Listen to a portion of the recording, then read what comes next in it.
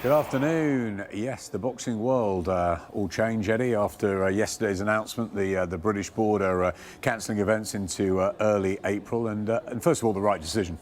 Yeah, absolutely. I mean, I think when something like this happens initially, everyone's got plans, doesn't appear to be too bad. I think every single sport tried to come up with alternative ideas, suggestions, venues, and of course we got to a stage now where it's unavoidable, but to cancel virtually all sport now, and to make sure that we concentrate on the right things, which is obviously the health of the general public, the British public, and to make sure we all do the right thing. So, of course, one eye is always on the business and the sport that we love, and also, more importantly, on our families and the public as well, to make sure that we're all safe and healthy. Robert Smith and the board, obviously, one of the big issues was the medical side, the doctors, the anaesthetists at ringside, especially for TV shows. You need them there, and obviously they need to be elsewhere at the moment. Yeah, plans were in place for the golden contract to go behind closed doors on Friday. Also, our March 28th show at the O2, we were considering doing that behind closed doors. We were considering doing that actually in a studio as well. And then, having spoken to Robert Smith yesterday at the British Boxing Board of Control,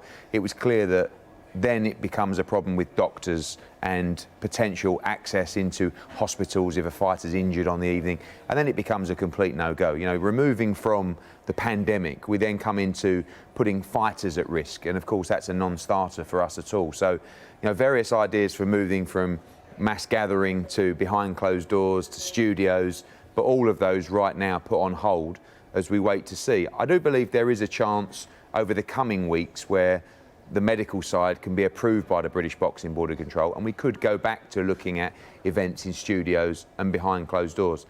Boxing, for me, that's not an ideal environment. These are guys that they have to peak at the right moment. They're putting themselves through a process that many couldn't and wouldn't, and to do that sometimes you need the energy of the arena, you need the energy of the fans to the Board of Control.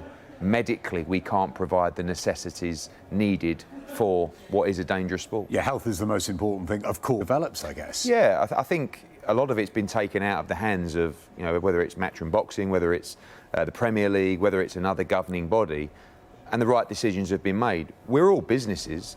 Sport is a business, and we have to make sure these sports continue, not just for our own businesses, but for the future of the sport. It doesn't matter if it's boxing, if it's Premier League football, if it's European Tour golf, if it's rugby.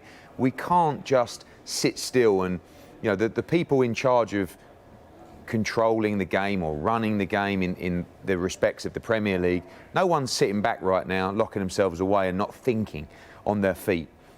We've probably come to you in the last couple of days with 3 or 4 ideas of just how we can keep creating content, keeping the fighters active, but also that does take a back seat while we listen to the experts. But everybody's clogs are turning in their mind right now, and thinking about ways that how eventually we're going to go from where we are now to bringing sport back. You say keeping the fighters active. It's such an unpredictable, difficult sport, and as we know, fighters need 8 to 12 weeks training camp. As you say, they've got to peak on a certain day.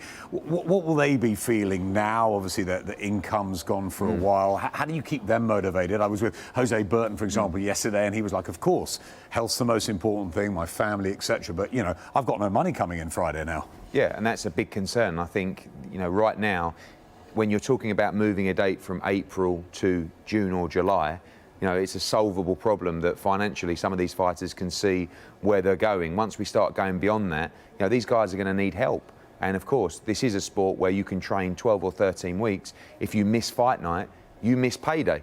And that's a big concern of a lot of fighters. By the way, that's not just boxing, that's many, many sports that are suffering right now as well. So I think that for us, we need to try and make sure that we do have some kind of plan back to where we want to be, whether that's a slow plan back, reaching the biggest stadium show. We've got Anthony Joshua due for June 20th. We've got Alexander Usyk and Chisora May 23rd. We've got Dillian Whyte May the 2nd. They're all at risk. They're all in doubt. The truth is, no one really knows right now where we're going and what pace we're going. So the facts are March 28th is off. Josh Kelly's big night. April the 4th, Lewis Ritson up in Newcastle. April the 24th, the big fight with Terry Harper and Natasha Jonas. And then you mentioned the big fights in May, the huge mega fights, the heavyweight ones in May and June. What do you think the likelihood is of them either going ahead, or have you got dates ready, for rescheduling, say, July and August? Yeah, we've got dates ready for the rescheduling of all those events. I mean, yesterday we announced March 28th was cancelled. April the 4th in Newcastle with Lewis Ritson against Vasquez will move to June 27. Right now, Terry Harper against Natasha Jonas will also move to June. But those May dates are the next ones at risk. You know, we've probably got a 2-week window here where we'll be at the mercy of the government to let us know what their plans are, and particularly how this virus continues to spread and at what rate as well. So right now, May is, I say safe, May is going ahead, but we also understand that we have contingencies in place to move Dillian White to the middle of June, to move Derek Chisora-Usyk back into the end of June, early July, and of course Anthony Joshua, who was due to go June 20th at Tottenham Hotspur Football Club, really relies on the run of the Premier League now, because if the Premier League extend their season, Spurs will need their stadium. We already have a reserve date that we're discussing with Spurs of July 25th for Anthony Joshua against Kubrat Pulev at Tottenham Hotspur Stadium. Now, if we're talking about no boxing till then, this sport's going to start to struggle significantly. What is the impact going to be? Obviously, on all sports, we know every single one seemingly shut down now. But what about boxing specifically? As I said, such a different sport to any other. Well, I think it doesn't matter whether you're talking about boxing, football, the stock market, the shop on the corner. Everybody's going to be struggling through this situation. People are going to be spending less money. The markets are going to be changing. Exchange rates are going to be changing. For us, from a logistical point of view, there'll be problems flying people in, travel bans, etc. So, to be honest with you, it's a complete mess.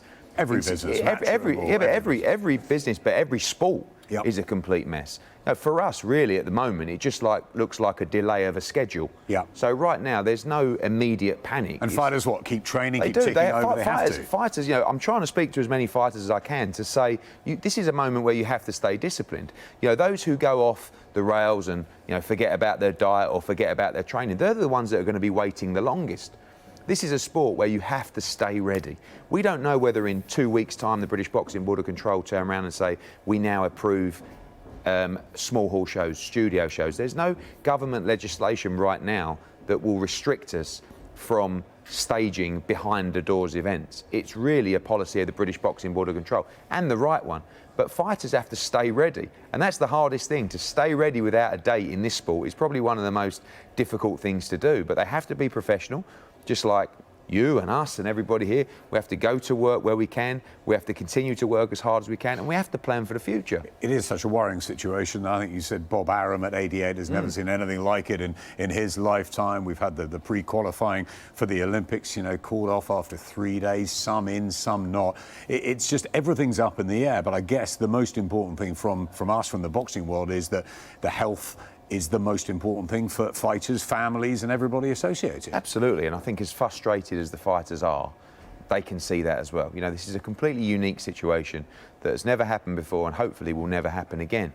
But boxing, sport, does come second in these situations. And whilst we want to provide for the fighters, whilst we want to give the public those great fight nights, and we're devastated to have to move those 3 shows, which could end up being 5 shows, could end up being 7 shows. We lost 2 shows in Italy recently, Matchroom Boxing Italy shows. We just lost a show of Matchroom Boxing USA in Maryland with Regis Prograis against Maurice Hooker. There's going to be a big backlog as we move, hopefully, into the. Well, we thought Billy Joe Saunders was going to get the Canelo fight May the 2nd. Now it's reported that Canelo's going to fight Golovkin in September. Where does that leave Billy Joe? Well, it leaves Billy Joe at the moment with a deal in place to fight Canelo Alvarez, but everything now depends on when the sport begins again, because that fight was supposed to take place on Cinco de Mayo. Now we know that's definitely not happening. Will boxing return in June, July? If it does, there's every chance that Billy Joe Saunders will fight Canelo Alvarez during that period, and the date of the Golovkin fight will be pushed back. I think that with the whole disruption, the old Cinco de Mayo and September 13th weekend will have to take a back seat. Right now, Billy Joe Saunders is actually in Las Vegas training. We were supposed to have a press conference on Monday to announce the Canelo Alvarez fight. So again, right now he's out training with Ben Davison and Josh Taylor, who's just had his fight postponed for May the 2nd as well. No one knows what they're doing. This is the moment where you've got to stay focused, you've got to stay disciplined. I believe Billy Joe Saunders will fight Canelo Alvarez as long as the boxing schedule returns in the summer. And you're a workaholic, aren't you? You're not going to stop. No, I don't know. Listen, even 20 minutes at home is going to drive me crazy. But we have to listen. You know, it's not just a case of, oh, forget about it and everybody just goes about their work in a normal environment. We've got to listen. We've got to listen to the experts because we have to try and control this.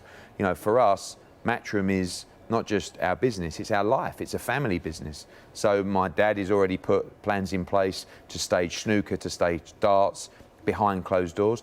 He wants to provide opportunities for these players. We also want to provide content for fans, but we also are not stupid. We know that right now there's a lot more important things to worry about than just sport. But for us, sport is life. And also for these fighters, boxing is life. So we've got to be smart, but also we've got to plan. We've got to plan for the resurgence, because the ones that sit still right now and just wait a month or 2 months and just put their feet up and say, I'm going to just leave it all to the side, it doesn't work like that.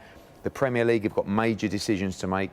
You know, the cricket, we cancelled our PGA Euro Pro Tour yesterday for the season. You know, this is it's such a huge blow to sport in general, and the bounce back is going to be just as important. And the bounce back has to be planned. You know, you have to have a strategy behind it, especially for boxing, where we live in a sport, as you know, where fighters are calling every day, when am I fighting? When am I fighting? When am I fighting? There's going to be such a big backlog now of fights, you know, that it's going to be difficult to come back with and create the right schedule. Thanks, Eddie. It is all about families at the moment, and our hearts also go out to the Mayweather family. Roger Mayweather, who sadly passed away in the last few hours, and we knew him well. Great trainer and a fantastic fighter. 72 fights, 2-weight champion, and one that we'll remember. But it's time to think of families at the moment and not necessarily boxing.